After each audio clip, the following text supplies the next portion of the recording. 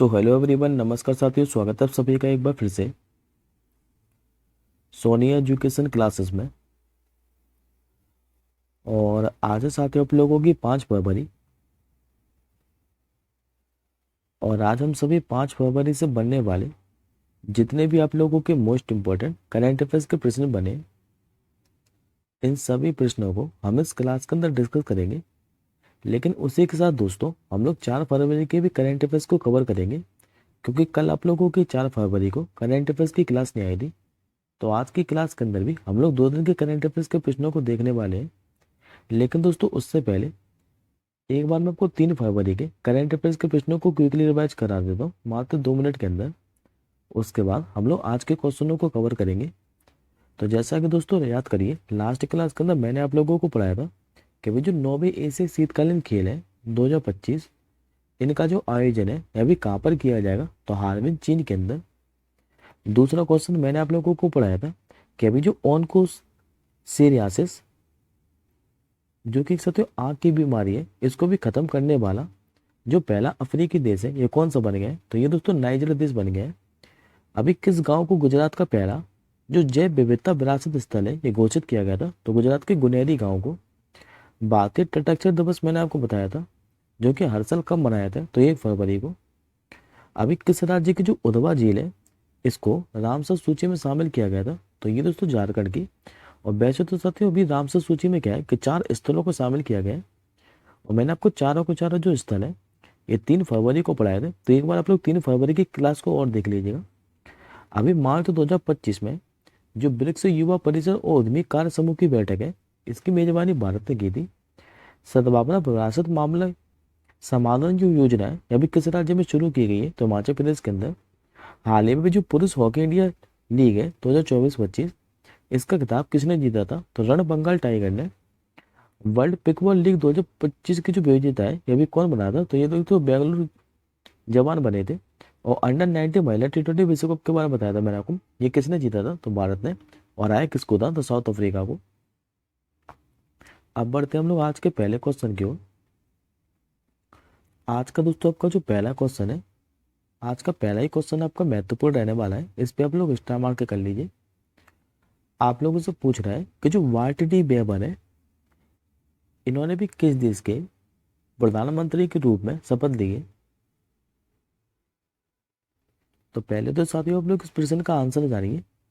ये लिए भी बेल्जियम के प्रधानमंत्री के रूप में। करेक्ट आंसर होगा आपको ऑप्शन नंबर सी। अब पहले आप लोग एक बार इमेज में देखिए वार्टी वेबर को। ये साथियों आपके सामने इमेज में वार्टी वेबर, जो कि भी बेल्जियम के नए प्रधानमंत्री बन गए।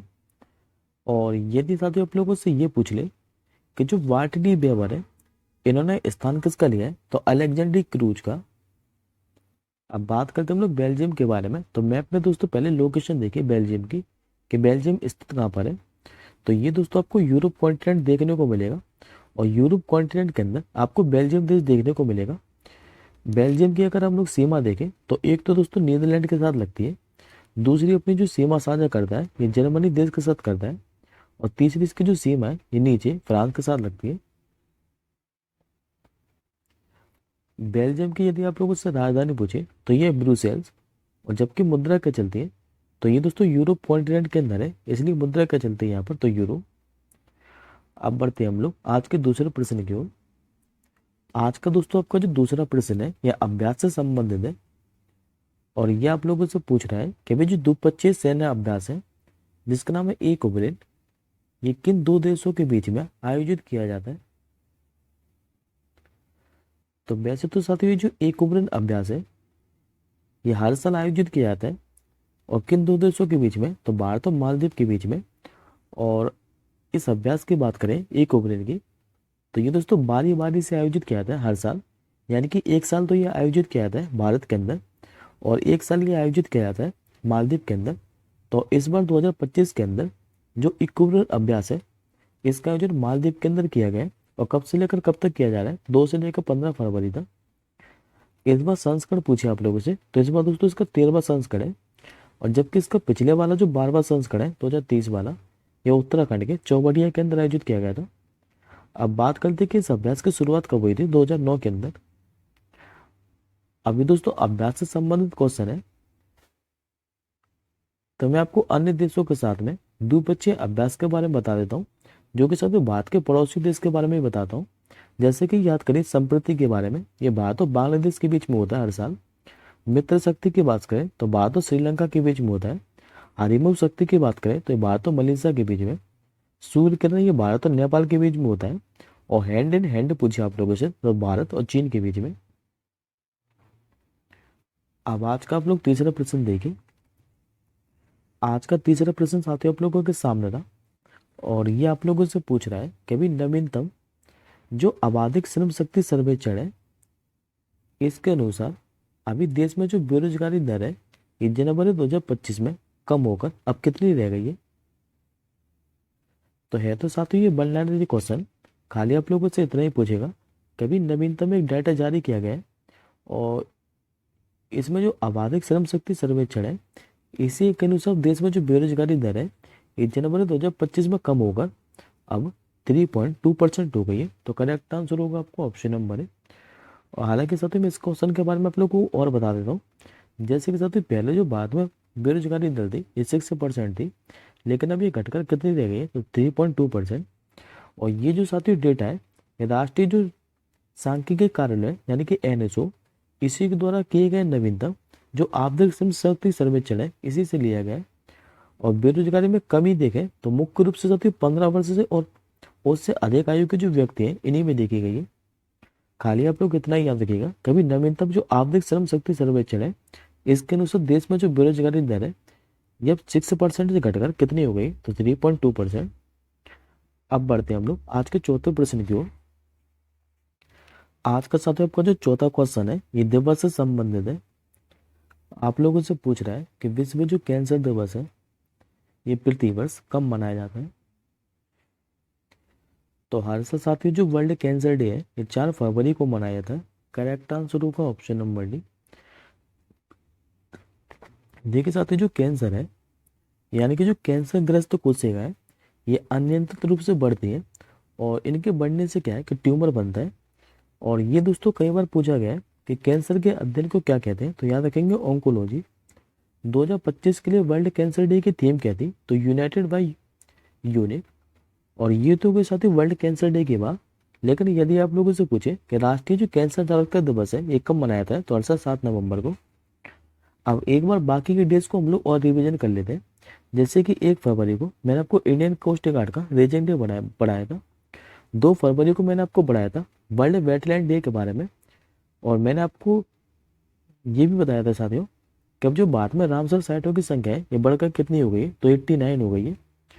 और क्योंकि अभी 4 नए रामसर साइट को शामिल किया गया था, और ये मैं आपको पढ़ा चुका हूँ 3 फरवरी को। अब आज का आप लोग 5वां प्रश्न देखिए। आज का 5वां प्रश्न आप लोगों के सामने था। आप लोगों से पूछ रहा है कि अभी जो केंद्रीय बजट है इसमें जो समुद्रयान मिशन है इसके लिए अभी कितनी धनराशि आवंटित की गई है। हालांकि दोस्तों ये जो समुद्रयान मिशन है इसके बारे में मैं आप लोगों को पहले भी बता चुका हूँ, लेकिन अभी जो केंद्रीय बजट घोषित किया गया है इसमें जो समुद्रयान मिशन है इसके लिए जो धनराशि है ये भी 600 करोड़ रुपए आवंटित की गई है। करेक्ट आंसर होगा आपका ऑप्शन नंबर बी। और ये जो साथियों जो समुद्रयान मिशन है एक बार हम लोग इसके बारे में और समझ लेते हैं। तो इस मिशन के जरिए भारत क्या है कि गहरे समुद्र में मिलने वाले जो खनिज पदार्थ और जलीय जीव है इनके बारे में अध्ययन करेगा। और समुद्र मिशन की बात करें तो इसके तहत साथ जो मत्स्य 6000 नामक पनडुब्बी है इसको तैयार किया गया है। अच्छा, इसको नाम मत्स्य 6000 ही क्यों दिया गया है, क्योंकि साथ ही समुद्र के नीचे 6000 मीटर की गहराई पर जाकर खोज करेगी। और पृथ्वी विज्ञान मंत्रालय ने इस मिशन की शुरुआत कब की थी तो जून 2021 के अंदर। अब आज का आप लोग 6वां प्रश्न देखिए। आज का दोस्तों आपका जो 6वां क्वेश्चन है ये भी बनलाइनरी है। आप लोगों से पूछ रहा है कि अभी बाद में बीमा क्षेत्र के लिए जो FDI है इसकी सीमा अभी 74% से बढ़ाकर अब कितनी कर दी गई है। तो ये क्वेश्चन दोस्तों बनलाइनरी है, खाली आप लोगों से इतना ही पूछेगा कि बाद में जो बीमा क्षेत्र है इसके लिए जो फॉरेन डायरेक्ट इन्वेस्टमेंट है यानी कि FDI इसकी सीमा भी 74% से बढ़ाकर अब 100% कर दी गई है। तो करेक्ट आंसर होगा आपको ऑप्शन नंबर सी। तो खाली आप लोग इतना ही याद रखिएगा। और इसके अलावा दोस्तों एक क्वेश्चन और याद रख लीजिएगा एडिशनल इन्फॉर्मेशन में। हालांकि एक क्वेश्चन के बारे में मैं आपको पहले बता चुका हूँ। अभी बाद में सबसे ज़्यादा यदि आप लोगों से पूछे कि जो विदेशी निवेश है एफडीआई 21 देश से आए तो मॉरिशस से, और उसके बाद दूसरे स्थान पर सिंगापुर था। अब आज का आप लोग 7वां प्रश्न देखिए। आज का 7वां क्वेश्चन आप लोगों से पूछ रहा है कि अभी किस दक्षिण पूर्व एशियाई देश ने 2025 में चावल की बढ़ती कीमतों पर अंकुश लगाने के लिए अभी खाद्य सुरक्षा जो आपातकाल है इसकी घोषणा की है। तो ऐसा करने वाला साथी जो देश बना है ये भी फिलीपींस देश बना है। करेक्ट आंसर होगा आपको ऑप्शन नंबर ए। बात करते हैं हम लोग दोस्तों फिलीपींस के बारे में। तो पहले आप लोग मैप में देखिए फिलीपींस को। ये मैंने साथी जितना भी पार्ट मार्क कर रखा है ब्लैक कलर से, ये आपका फिलीपींस है। फिलीपींस के यदि आप लोगों से पूछे कि राजधानी क्या है तो ये मनीला। फिलीपींस में मुद्रा क्या चलती है तो फिलीपीन पेसो। और यहाँ के राष्ट्रपति कौन है तो फर्डिनेंड मार्कोस जूनियर, ये वर्तमान में यहाँ के राष्ट्रपति हैं। अच्छा साथियों इसके बगल में एक देश आपको और देखने को मिलेगा इंडोनेशिया। याद करिए अभी मैंने आपको इंडोनेशिया के बारे में बताया था कि जो ब्रिक्स है इसका भी 10वां जो नया सदस्य है ये कौन सा देश बना था तो ये दोस्तों इंडोनेशिया ही बना था, याद रखिएगा। अब आज का आप लोग 8वां क्वेश्चन देखिए। आज का साथियों आप लोगों से 8वां क्वेश्चन पूछ रहा है कि भी 2025 के बजट में भारतीय रेलवे को कितने रुपए आवंटित किए गए। तो पहले तो दोस्तों आप लोग इस प्रश्न का आंसर जान लीजिए, क्योंकि इसी प्रश्न से संबंधित मैं आपको 3 प्रश्न और बताऊंगा जो कि साथ ही खुद में न्यूज है लेकिन है वो इसी से संबंधित। तो पहले आप लोग इस प्रश्न का आंसर जानिए कि अभी 2025 के बजट में भारतीय रेलवे को जो है ये 2.92 लाख करोड़ रुपए आवंटित किए गए। तो करेक्ट आंसर होगा आपको ऑप्शन नंबर है। और ये जो साथी 2.92 लाख करोड़ रुपए है इसके जरिए भारतीय रेलवे क्या है कि अगले 2 से 3 वर्षों में 200 तो नई वंदे भारत ट्रेन, 17,500 सामान्य गैर एसी कोच और 100 अमृत भारत जो ट्रेन है, साथ में 50 नमो भारत जो रैपिड रेल है ये शुरू करेगा। और 2025-26 के लिए अगर कुल पूंजीगत व्यय का लक्ष्य देखें तो 2,62,000 करोड़ रुपए का रखा गया है। और रेल बजट में साथ 200 करोड़ रुपए तो जो है ये रेलवे फंड के लिए वितरित किए गए। अब एक बार एडिशनल इन्फॉर्मेशन में देखिए, ये तीनों के तीनों साथी जो क्वेश्चन है ये खुद में न्यूज है लेकिन है ये इन्हीं से संबंधित। अभी केंद्र सरकार ने जो है ये पश्चिम बंगाल में रेलवे का विस्तार के लिए कितने करोड़ रुपए आवंटित किए तो 13,955 करोड़ रुपए। अभी बजट 2025-26 में रेलवे परियोजना के लिए महाराष्ट्र राज्य को कितने करोड़ रुपए आवंटित किए तो 23,778 करोड़ रुपए। और जबकि साथ रेलवे मंत्री जी के द्वारा अभी घोषणा की गई है कि अगले 3 वर्षों में भारतीय रेलवे के द्वारा कितनी नई ट्रेनें निर्मित की जाएंगी तो 350 नई ट्रेनें, ये भी याद रखिएगा। अब बढ़ते हैं हम लोग आज के 9वें प्रश्न की ओर। आज का दोस्तों आपको जो 9वां क्वेश्चन है ये भी आपका महत्वपूर्ण है, इसमें अभी आप लोग स्टार मार्क कर लीजिए क्योंकि स्पोर्ट्स से संबंधित है। आप लोगों से पूछ रहा है कि भी टाटा स्टील चेस मास्टर 2025 का जो किताब है ये भी किसने जीता है। तो ये जीता है साथियों आर प्रज्ञानंद ने। करेक्ट आंसर होगा ऑप्शन नंबर सी। दरअसल साथियों भारतीय जो ग्रैंड मास्टर है जिनका नाम आर प्रज्ञानंद, इन्होंने भी टाटा स्टील चेस मास्टर 2025 का खिताब जीत लिया है। और ये जो साथियों खिताब है ये आर प्रज्ञानंद ने किसको हराकर जीता है तो फाइनल में डी गुकिस को हराकर। लेकिन साथियों इन्होंने डी गुकिस को जो है ये सडन डेथ मुकाबले में हराया है। सडन डेथ का मतलब होता क्या है तो इसी को साथियों आर मेगाडोन के नाम से भी जानते हैं। और इसका मतलब होता है कि जब टूर्नामेंट में 2 प्लेयर के बीच स्कोर सेम रहता है तब दोनों खिलाड़ियों के बीच साथियों एक ब्लिट्ज गेम कराया जाता है। और पर यदि इन दोनों गेम में भी टाई हो जाता है तो फिर सडन डेथ गेम के आधार पर क्या है कि रिजल्ट डिक्लेयर किया जाता है। अब बात करते हैं हम लोग टाटा स्टील चेस टूर्नामेंट के बारे में। तो ये हर साल जनवरी महीने के अंदर नीदरलैंड के अंदर आयोजित किया जाता है। और जबकि दोस्तों इसकी शुरुआत कब हुई थी तो 1938 के अंदर, लेकिन तब साथियों इसको हु गेवेंस टूर्नामेंट के नाम से जानते थे। बाद में 2011 में इसका नाम बदलकर टाटा स्टील चेस टूर्नामेंट रखा गया था। और इस टूर्नामेंट में जो है साथियों ये 4 टॉप लेवल के जो ग्रैंड मास्टर है यही पार्टिसिपेट करते हैं। अब आज का हम लोग 10वां क्वेश्चन देखिए। आज का साथ आपको जो 10वां क्वेश्चन है ये पुरस्कार से संबंधित है और इस क्वेश्चन पे भी आप लोग स्टार मार्क कर लीजिए, क्योंकि साथियों 67 जो ग्रैमी अवार्ड है इनकी घोषणा हो गई है। तो पहले मुझे आप लोग इस प्रश्न का आंसर बताइए कि भी इंडियन जो अमेरिकन गायिका है जिनका नाम है चंद्रिका टंडन, इनको भी किस एल्बम के लिए ग्रैमी अवार्ड मिला है? क्योंकि साथियों इस ग्रैमी अवार्ड में ये सबसे महत्वपूर्ण है और नाम है इनका चंद्रिका टंडन, और इनको किस एल्बम के लिए मिला है? तो त्रिवेणी एल्बम के लिए करेक्ट आंसर होगा आपको ऑप्शन नंबर ए। और ये जो साथियों ग्रैमी अवार्ड है ये किसके द्वारा दिए जाते हैं? तो national academy of recording arts and science के द्वारा। ग्रैमी अवार्ड की यदि आप लोगों से पूछे कि शुरुआत कब हुई थी तो 4 मई 1959 को। और यदि दोस्तों आप लोगों से ये पूछे कि पहले भारतीय कौन थे जिन्हें 1967 के अंदर ग्रैमी अवार्ड मिला था, तो ये पंडित रविशंकर थे। अब बात करते हैं हम लोग 67 में ग्रैमी अवार्ड के बारे में। तो ये जो साथियों समारोह है ये अमेरिका का जो कैलिफोर्निया है यहीं पर लॉस एंजलिस के अंदर आयोजित किए गए थे। और 2025 में सबसे अधिक जो अवार्ड है ये कैड्रिक लेमर के लिए मिले हैं, जिसने 5 अवार्ड जीते हैं। अब बात करते हैं 2025 के प्रमुख विजेता के बारे में। तो बेस्ट कंट्री एल्बम का पूछे आप लोगों से तो काउबॉय कार्टर सॉन्ग को मिला है बियोंसे के लिए। बेस्ट रैप एल्बम का पूछे आप लोगों से तो alligator bites never heal song को मिला है डोइची के लिए। और बेस्ट कंट्री सॉन्ग का पूछे तो केसी मुस ग्रेप्स को मिला है। अब बढ़ते हैं हम लोग आज के 11वें क्वेश्चन की ओर। आज का दोस्तों आपका जो 11वां क्वेश्चन है ये पुस्तक से संबंधित है। अब ये पुस्तक का क्या है कि प्रकाशन हुआ है और इस पुस्तक का क्या नाम है? तो द महात्मा मैनिफेस्टो। आप लोगों को मुझे ये बताना है कि ये जो द महात्मा मैनिफेस्टो पुस्तक है इसके लेखक कौन है? तो इस पुस्तक के दोस्तों जो लेखक है ये राजेश तलवार है। करेक्ट आंसर होगा ऑप्शन नंबर डी। देखिए साथियों जो द महात्मा मैनिफेस्टो पुस्तक है ये किताब महात्मा गांधी के जो हिंद स्वराज है इसी पर एक क्रिटिकल व्यू प्रस्तुत करती है। बात करते हैं हम लोग गांधी जी की हिंद स्वराज पुस्तक के बारे में। तो ये गांधी जी के द्वारा लिखित थी और इसे गांधी जी ने 1909 के अंदर क्या है कि इंग्लैंड से दक्षिण अफ्रीका जाते समय लिखा था।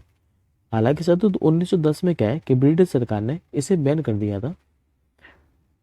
अब एक बार दोस्तों आप लोग एडिशनल इन्फॉर्मेशन में देखें, ये 5 पुस्तकों के साथ सबसे महत्वपूर्ण पुस्तक है।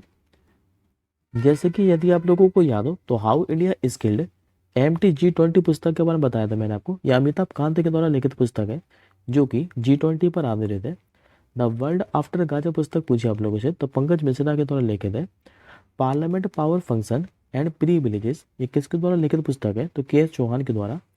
दीपा मलिक जो पैरा एथलीट है इनकी पुस्तक है bring it on the incredible story of my life. लेकिन खाली आप लोग कितना याद रख लीजिएगा कि जो ब्रिंग इट ऑन पुस्तक है ये किसकी पुस्तक है? तो पैरा एथलीट दीपा मलिक की। और अभी डॉक्टर ऐश्वर्या पंडित ने एक पुस्तक लिखी है जिसका क्या नाम है? तो इंडिया रीनेंसिस मोदी डेकेड।